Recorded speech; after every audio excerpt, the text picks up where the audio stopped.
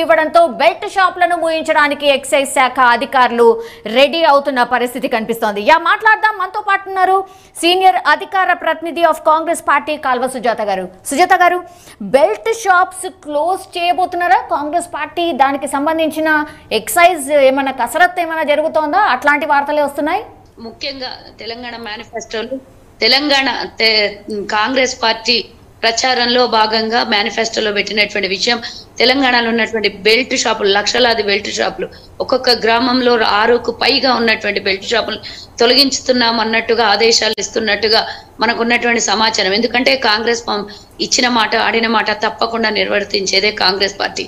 ఎన్ని నష్టాలు వచ్చినా, ఎన్ని కష్టాలు వచ్చినా మరి తాగుడుకు బానిసలు అవ్వకుండా, ఏదైనా క్రిమినల్ కేసులకి, క్రైమ్ కి అలవాటు అవ్వకుండా యువతని పాడు చేస్తున్నటువంటిది, కుటుంబాలని పాడు చేస్తున్నటువంటి ఈ బెల్ట్ షాప్ల వల్ల నష్టం జరిగినా పర్వాలేదు, ప్రభుత్వానికి కానీ ఎవరికైనా నష్టం జరిగినా పర్వాలేదు, ఎవరిని కూడా క్రిమినల్ గా మార్చే ఉద్దేశం లేకుండా మరి కాంగ్రెస్ పార్టీ తన మార్కును చూపించుకుంటుంది.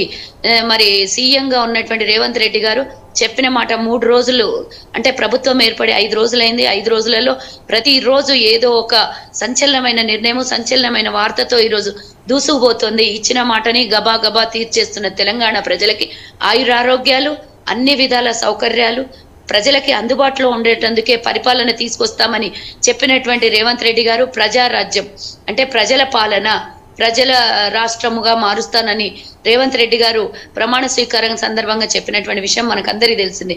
అందులో భాగంగా ఈ రోజు తన మార్కును చూపించారు రేవంత్ రెడ్డి గారు. బెల్ట్ షాపుల్ని మూసేసేయడానికి ఆదేశాలని ఇస్తున్నట్టుగా మనకు మీతో పాటు మాకు కూడా తెలిసినటువంటి సమాచారం. అంతేగాని అన్ని విధాలా నష్టపోతున్నటువంటి ప్రజలకి, అంటే కుటుంబ పరంగా ఆర్థిక ఇబ్బందులు, ఒక్కొక్క గ్రామంలో 6కు పైగా ఉన్నటువంటి ఈ బెల్ట్ షాపులు లక్షలాదిగా ప్రజల్ని ఇబ్బంది పెడుతున్నటువంటి ఈ బెల్ట్ షాపుల వల్ల నష్టాలు చాలా జరుగుతాయి, ఆరోగ్యాలు పాడైపోతాయి.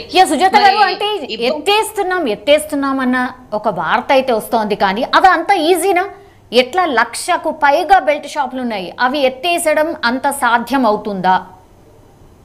అంటే ఏ విధంగా సాధ్యం కాదంటారు? మేము లక్షలాది మంది ప్రయాణికులకు ఈరోజు ఉచిత బస్సు ప్రయాణ సౌకర్యాన్ని కల్పించాం.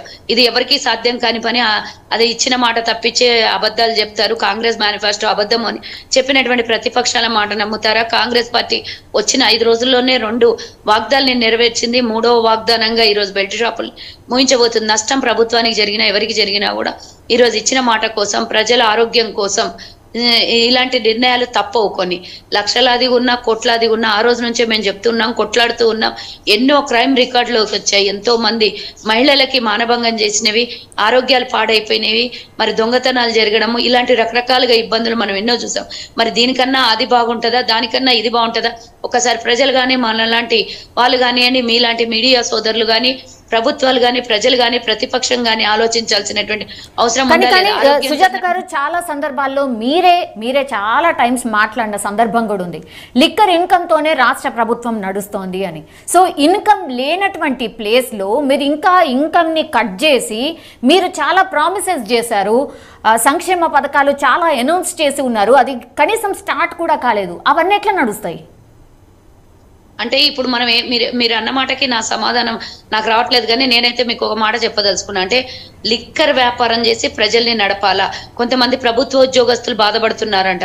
తెలంగాణ రాష్ట్రం లిక్కర్ వ్యాపారం జరిగితే గానీ, అందులో వచ్చిన లాభాలతో కానీ మాకు జీతాలు ఇవ్వట్లేదు అని చాలా మంది, నిజంగానే మానవత్వం ఉన్న వాళ్ళు చాలా మంది బాధపడినటువంటి విషయం నా దృష్టికి వచ్చింది.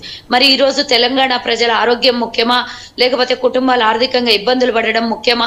ఏది ముఖ్యమో ఒక్కసారి మనం ఆలోచించుకున్నట్టయితే ప్రభుత్వానికి నష్టం జరుగుతుంది, అందరికీ తెలిసినటువంటి విషయం. కానీ ప్రభుత్వం లాభాల దిశగా పరిగెత్తాలి అంటే లిక్కర్ వ్యాపారం కరెక్టా? ఆరోగ్యాలు ముఖ్యమా, ఆర్థిక వనరులు ముఖ్యమా, ఆర్థిక లాభాలు ముఖ్యమా? ఒకసారి తెలుసుకోవాల్సినటువంటి అవసరం. గత ప్రభుత్వాలు ఇలాగే లిక్కర్ వ్యాపారం చేసి ప్రజల్ని ప్రజా పరిపాలన చేసేవాళ్ళ, ప్రభుత్వ ఉద్యోగస్తులకు జీతాలు ఇచ్చేవాళ్ళ, లేకపోతే ప్రభుత్వాన్ని నడిపించేవాళ్ళ? ఒకసారి మనం ఆలోచించుకుందాం. గతంలో ఇలా లక్షలాదిగా బెల్ట్ షాపులు, అప్పుడు కిలోమీటర్ల దూరంగా వైన్ షాపులు ఉంటుండే, ఇప్పుడు కిలోమీటర్ రేడియేషన్ 3-4 వైన్ షాపులు గుళ్ళ పక్కన ఉండకపోతుండే, విద్యా సంస్థల పక్కన ఉండకపోతుండే, కిలోమీటర్ రేడియేషన్ లో ఉంటుండే. ఇప్పుడు బళ్ళు, దేవాలయాలు ఏవి కూడా కన్ను మిన్ను కానకుండా దేవాలయాల పక్కన అలాగే పాఠశాలల పక్కన విద్యా సంస్థల పక్కన ఈ రోజు వైన్ షాపులు వెలుస్తున్నాయి అంటే ఇది దేనికి తాస్కారం ఒక్కసారి ఆలోచించాల్సినటువంటి అవసరం ఉంది. అంటే మొత్తం ఇన్కమ్ ని కట్ చేసుకోబోతున్నారా? నా ప్రశ్న ఏంటంటే గ్రామ పంచాయతీ, ప్రతి గ్రామ పంచాయతీలో 6 నుంచి 10 బెల్ట్ షాపులు ఉన్నాయి అనేది ఒక లెక్క. సో దాన్ని ఒకటో రెండో చేయబోతున్నారా లేకపోతే పూర్తిగా తీసేయబోతున్నారా? ఏ విధంగా పూర్తిగా సమాచారం అధికారికంగా ప్రకటన వచ్చిన తర్వాత మనం డిస్కషన్ చేయొచ్చు. పూర్తిగానా, ఒకటా, రెండా, లేకపోతే ఏం చేయబోతున్నారు